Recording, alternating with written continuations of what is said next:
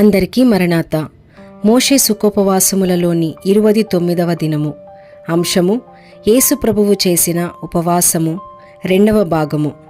వాక్యము మొదటి తిమోతికి రాసిన పత్రిక 4వ అధ్యాయము 1 నుండి 16 వచనములు. యోహాను సువార్త 5వ అధ్యాయము 17వ వచనము. ప్రార్థన. తండ్రి, ఈ బలహీన మానవ శరీరమును ధరించుకొని బలమైన ఉపవాసము చేసిన తండ్రి, నీ దీక్ష పట్టుదల ఎదుట సాష్టాంగపడుచున్నాము. మా మీదనున్న ప్రేమ చేతని నీవు అన్నిటినీ సహించి జయించినావు గనుక వందనములు. మేమును నీ మాదిరిని అవలంబించి నీవలే జయించుటకు మాకు కావలసిన మనోనిదాన ధ్యానము అనుగ్రహించుము.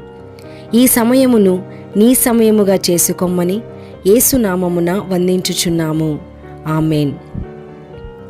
యేసు ప్రభువు చేసిన ఉపవాసములో ఒక ముఖ్యాంశము శోధింపబడుట. ఈవేళ చెప్పవలసిన అంశములు మనోనిదానము, ధ్యానము, గానము, స్నానము, లీనము. మనోనిదానము లేక నిదానము, ఇది అన్నిటికంటే కష్టమైన విద్య. ఇది గాని కుదిరితే అన్నీ కుదిరినట్టే. ధ్యానము, ఏ సంగతిని గురించి ఉపవాసముంటిమో ఆ సంగతి మీదే ధ్యానముంచుట. ఇతర మంచి సంగతులు కూడా రాకుండా చూచుకొనుట. అంటే ఈవేళ ఏ అంశము మీద ఉపవాసమును గురించి మాట్లాడుకుంటే అది తప్ప వేరొకటి రాకుండా చూచుకొనుట. అలాగు రానిస్తే ఉపవాసము కాదు. అలాగే వేరే మంచి తలంపులు వస్తున్నప్పుడు చూస్తూ ఉండుట మన ఉపవాసము కాదు. 3వది గానము, అనగా ప్రభువును గురించి కీర్తనల ద్వారా స్తుతించుట. మనకు స్తుతి కీర్తనలు తక్కువ. ఎందుకంటే మన పూర్వీకులు తెలుగు జిల్లాలోని భక్తులు. వారికి స్తుతి కీర్తనలు రాయవలెనను తలంపు లేదు. వారు ఎంతసేపు క్రీస్తు చరిత్ర, శిలువ మరణ చరిత్రల తలంపు కలిగి ఉండేవారు. గానము అనగా స్తుతి చేయుట. ఒక బ్రాహ్మణ మత గురువు అయ్యగారికి బాల్యములో ఒక సలహా ఇచ్చిరి. ఏమిటది? నీవు చిన్నతనములోనే కవిత్వము ఆరంభించితివి. కవిత్వములో ఎన్నో తప్పులుండును. అందుచేత తప్పులు పట్టేవారుంటారు. అప్పుడు కష్టాలుంటాయి. అందుచేత దేవుని స్తుతించే కీర్తనలు కడితే దేవుడు తప్పులు పట్టడు గాని దానిలోని సంగతిని బట్టి సంతోషించును. అట్టి స్తుతి గొప్పది అని చెప్పెను. మొదట మనోనిదానము గొప్పది, తరువాత స్తుతి గొప్పది. అనగా అన్నీ అయిన తరువాత వందనములు లేక స్తుతి. 4వదిగా స్నానము. స్నానమనగా ఉపవాస గదిలోనికి వెళ్ళకముందు స్నానము, అనగా శరీర స్నానము చేయవలెను. ఇది మొదటి కార్యము.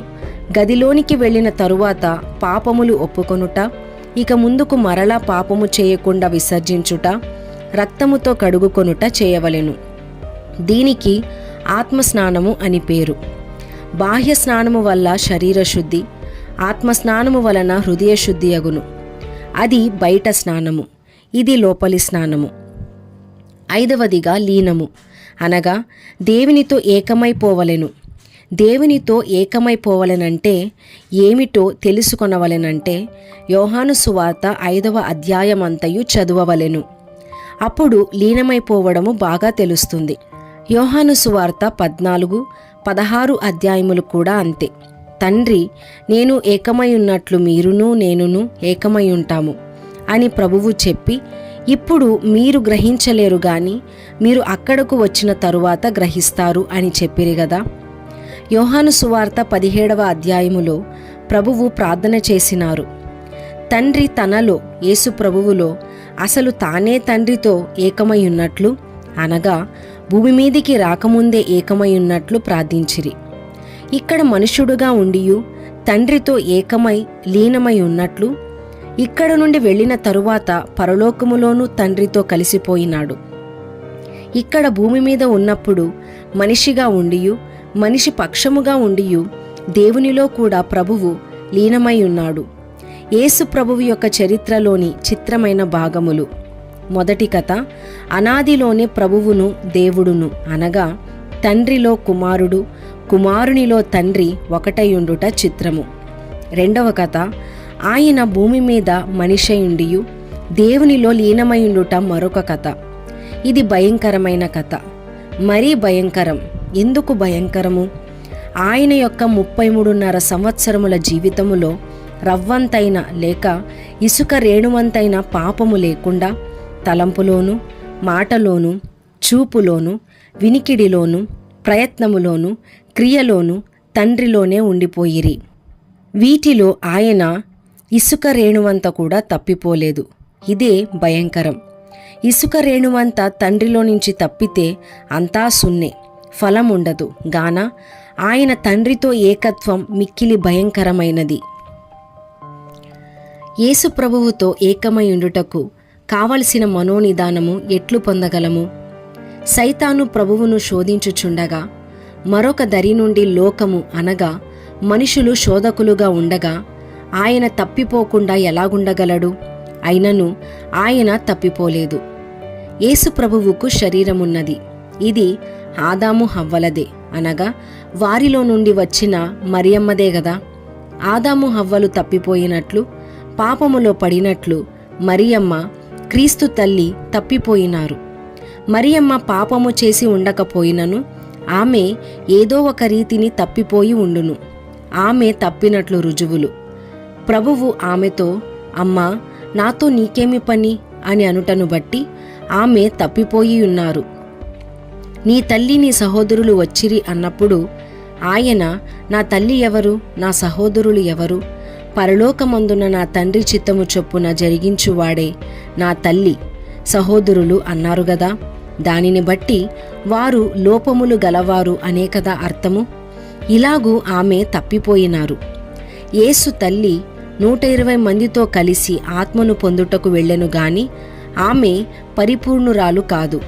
సారాంశము: మానవుడు పరిపూర్ణుడు కావలెనంటే అతనికి ఒక పరిపూర్ణుడు కావలెను. మరియమ్మ పరిపూర్ణురాలైతే ప్రభువు ఎందుకు? ఒకవేళ ఆమె పరిపూర్ణురాలైతే అది ఆమె కొరకే గాని లోకమంతటికి సరిపోయే రక్షణ ఇవ్వలేదు. అందుచేత యేసు ప్రభువు రావలసి వచ్చెను. ప్రార్థన. తండ్రి, హెబ్రీ సంఘమునకు కీర్తనలు కావలసి వచ్చినప్పుడు ఒక కవీశ్వరుని పిలిచినావు. అతడు కవీశ్వరుడు, రాజులలో రాజు, అనుభవములో గొర్రెల కాపరి. అతనిని నీ ఆత్మతో నింపి కీర్తనలు రాయించినావు. దావీదు ఎప్పటివాడో కాని ఏ కీర్తన చదివినా అది మాకు సంగీతమునకు సరిపోవును. రాబోయే కాలము వరకు అవి సరిపోవును.